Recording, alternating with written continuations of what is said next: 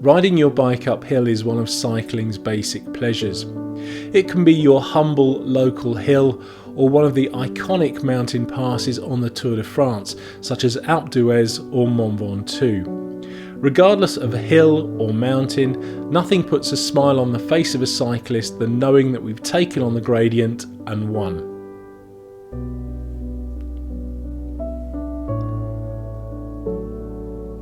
As we all know, climbing is actually pretty difficult, yet there's always somebody who seems to be much better at it than we are. Take me for instance, I'm really slow, but the good news is that there are some simple strategies that you can use right now for some immediate improvements.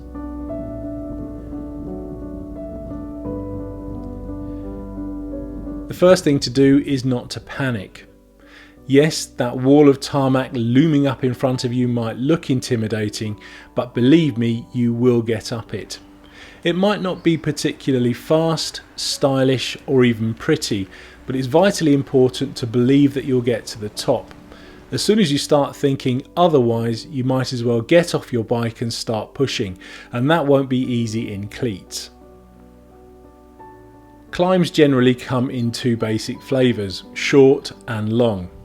Short ones, around 100 metres or so, you can probably give it an all-out effort, but the longer ones require a bit more thought. Good climbing technique is all about effort management. There's no point gunning it at the base only to run out of steam halfway up. It's the classic hare and tortoise scenario. You have to find a pace that you're comfortable with and that you can maintain from the bottom to the very top, and this is where your gear selection becomes very important. I personally like to maintain a cadence of around 90 revs per minute. Now this is just me. Some people like to pedal a little slower, others a little faster, but whatever your personal choice, you should always try to maintain this cadence regardless of whether you're riding on the flat or whether you're climbing. Now obviously, as the road starts to kick up, you'll want to ride in a lower gear. Try to anticipate exactly which gear will give you that perfect cadence just before you hit the base of the climb. You can always fine-tune it later, but ideally you don't want one that's going to be too low because that will rob you of speed, and you don't want one too high because that will just make it hard.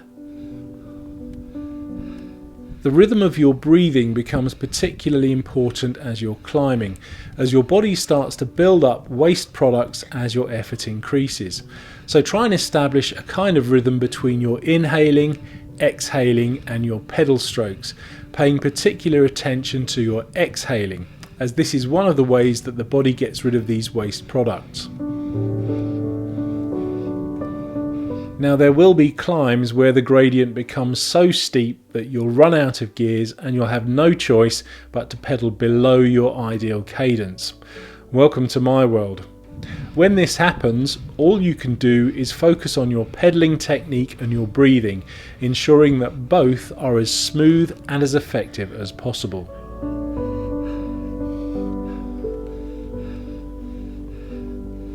I once heard somebody say that if you don't have it in the legs, you should have it in the head. Now, I'm naively assuming that they were referring to some kind of sport psychology technique instead of some weird little... Yes, quite. So, instead of just using the power of your muscles alone, you can also utilise the power of your mind to help you get up that climb. On long climbs particularly, it's very easy to become intimidated. So instead of seeing it as one long slog of 5 kilometres, why not break the climb down into 5 1-kilometre climbs?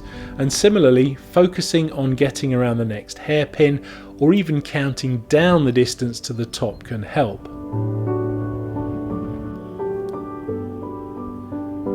Now of course, the best way to improve your climbing is to improve your power to weight ratio. We all know that the heavier you are, the harder it is to climb. Some people try and reduce weight by buying super light frames and wheels made of feathers, and this is all fine and dandy if you're built like an anorexic whippet, but for us normal people, by far and away the best method is to try and shave a few kilos off the old middle-age spread. Just how you do this is often easier said than done, but if you can, the results can be pretty dramatic. So if you don't know what the power to weight ratio is, it's basically a formula that's calculated by taking your power output and dividing it by the combined weight of you and your bike to give a result in watts per kilo. Getting the weight of you and the bike is fairly easy, and so too is getting your power output if you have a power meter, but not everyone has them as they're quite expensive.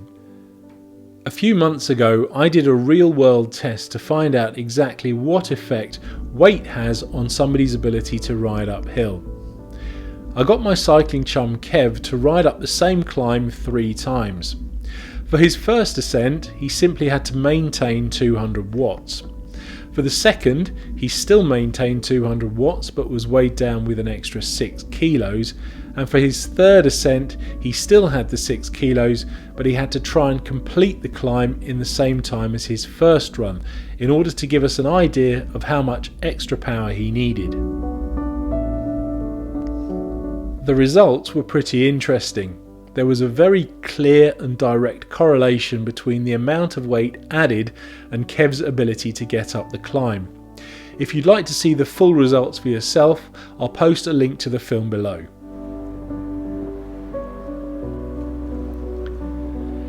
So that's the weight side covered, but how do you go about improving your power output? Well, unfortunately there's no quick and easy way of doing it. Just going out and riding your bike and staying within your aerobic zone almost certainly won't cut it.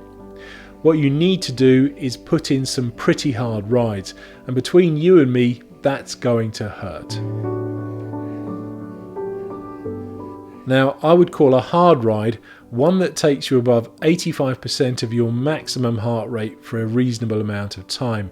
And to be honest, you have to be pretty determined to do a ride like this by yourself, unless of course you're in a time trial situation, in which case the red mist comes up, something sadistic takes over, and you're able to push beyond your limits.